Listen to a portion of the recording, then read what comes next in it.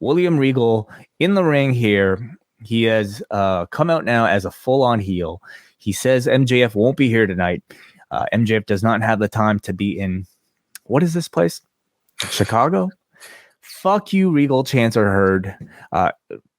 Regal basically only says that weeks ago he sent an email to MJF, but he will not reveal the contents of this email, and he'll let MJF do it next week. Regal keeps promoting that MJF will be here next week, and the more he says next week, the more this crowd starts to boo him. At this point, Mox comes out, and Regal is caught in ring with the close-up of his classic Regal snarl. So good to see it return. Mox is about to make a beeline for Regal in the ring, but out comes Bryan Danielson to step in to hold Mox back. Danielson says, Regal did a bad thing, but so have you. And so have I. He's got a bad neck and 2 bleeds on his brain. Don't hurt him. Mox is pacing around the ring. He's struggling to keep himself together, and Bryan just slaps him in the face. Bryan says, sorry. He's kneeling at one point before he gets up and says, I'm sorry. My dad struggled with the same struggles you did, and the person who helped me understand them was Regal. I was able to love my dad for the last years of his life because of Regal. Imagine someone teaching your daughter to understand your struggles. Save him for me because I love this man. At this point, Chicago is chanting bullshit. But before we get to the rest of the segment, your thoughts on Bryan Danielson's portion here?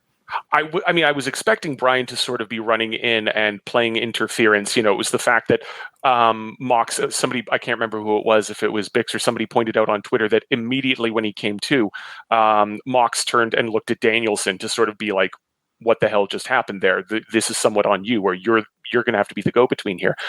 So I was expecting Danielson to get involved. I was not necessarily expecting this whole sort of scene of fathers, both surrogate and deceased and present and absent, being introduced right out of the gate. A whole lot of psychodrama being brought up here. I think a lot of people maybe have memories of the very emotional press conference that Danielson gave after his father passed away. We know that, it came up, it was very much the kind of the sticky wicket in the Austin podcast, right? The issue of, Mox's relationship or lack thereof with his father being something that he doesn't want to talk about. So the fact that that was sort of the angle that was being worked here, very much sort of kind of heightened things beyond just, okay, why is he working with MJF, or what is the nature of his betrayal of us, and really brought up the history of both guys in an interesting way, if they are possibly transitioning away from having Regal involved in this storyline or even involved in the company, which there's obviously a lot of speculation about right now. Mox is then gripping the ropes. He's shaking them, and he tells Bryan to get out of the way as he stands face to face with Regal. He says, your lordship, I only want one thing from you. I want you to run as far away as you can, and you never come back. Walk and keep on walking. And so Regal walks up the ramp, and at this point, it almost looks like Mox is kind of, struggling to hold back tears from his eyes. I thought this was a tremendous segment. I thought Bryan possibly had the most substance in any dialogue we've heard from him throughout this entire AEW run. I think, one of my biggest complaints, he's been very good in ring, but I think part of the reason why people are complaining that he doesn't feel like he has as big of a presence as people like Punk did or people in the upper mix is because I don't know if he's had that much character sort of development at all, throughout this entire year plus in AEW. I think he's the sort of guy who, if we're kind of taking his interviews kind of at his word recently about, being fine with not being in the main event mix or wanting to, sort of do ROH stuff or whatever it might be.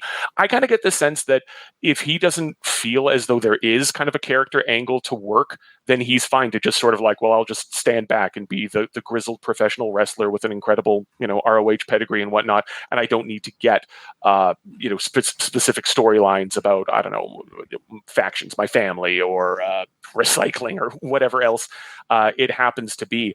So yeah, he's very much been kind of kept, I wouldn't say on the sidelines, but certainly in a less high profile role than Moxley has. If this indicates that he's going to be stepping out of that, cool, great. It seems like a natural time to do so. Yeah, and I think it's a necessary ingredient in professional wrestling, in getting somebody to care about your match. I mean, we care about his match anyway because he's Bryan Danielson, but to get somebody really invested in why you want to win or why you want to save somebody from I don't know, attacking your father figure, it just makes you that much more invested in the actual outcome of the professional wrestling itself. So I thought he did absolutely great here. It was great to see Regal back as a heel, even briefly here. You know, he's been such a great and effective babyface throughout this entire Blackpool Combat Club run, and even like dating back to his role in in NXT. It's been so long since he's actually been a heel that you almost kind of forget that the guy made his career in this role. But Mox to me was just another sort of like MVP of this entire segment. Like in his nonverbal acting, I thought was so good. The internal struggle that he showed as he was holding back from wanting to beat the shit out of this guy, and at the same time, like feeling this intense betrayal from somebody he probably looked at as a father figure as well. Well, he, without saying too many words, he I thought displayed it beautifully. I mean, what do we remember about, the Rollins Shield breakup, right? It's the reaction that Mox has, turning to look at Seth, and then in the match that they had thereafter, just him basically weeping while beating Seth up and just yelling, "I loved you," right? That man can sell betrayal and disappointment in his brothers or in, people that he cares about incredibly well. So obviously there isn't a match with Regal to go to in this case, fingers crossed.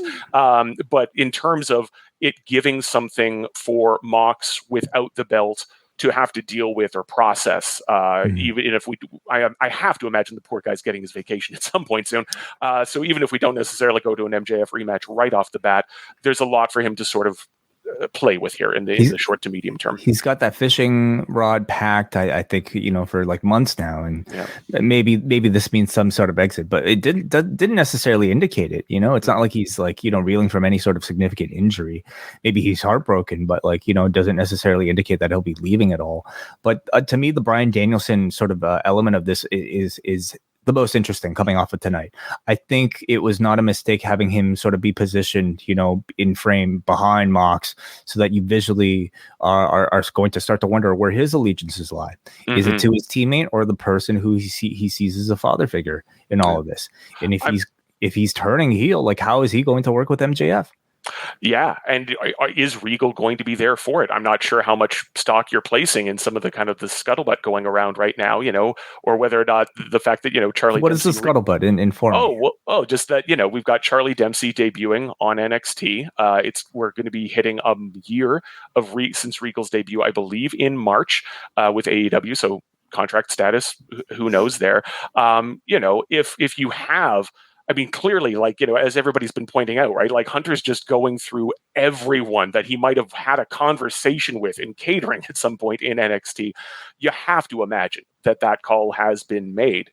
And obviously, this is something that MJF has been playing with in terms of the bidding war of 2024 and whatnot. The fact that you have that alignment between MJF and Regal now, that is possibly something that either for real or in storyline we could be seeing played with for the next little while.